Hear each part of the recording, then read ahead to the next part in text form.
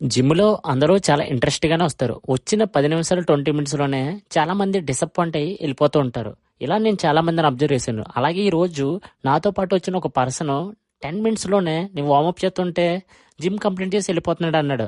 నాకు చాలా ఆశ్చర్యం వేసింది. చాలా అంటే అసలు దేనికి డిసప్పాయింట్ అవుతున్నారో నాకు అర్థం కాలేదు. మనం అసలు జిమ్‌కొచ్చేది ఎందుకు?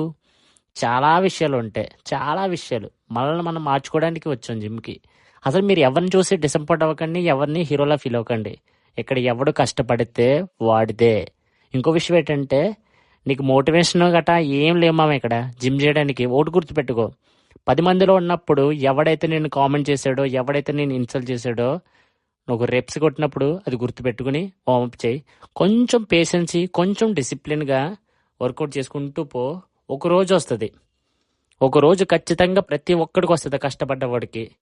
ఆ రోజు నిన్నెవడైతే ఇన్సల్ట్ చేశాడో వాళ్ళందరూ నీ దగ్గరికి వచ్చి, "అరే మామ నువ్వు ఎట్లాంటి ఫుడ్ తీసుకుంటున్నావురా? ఎట్లాంటి చేస్తున్నావురా? అసలు ఎలా సాధ్యమైందిరా?" అని నిన్ను అడగకపోతే నన్ను అడుగు. ఓకేనా?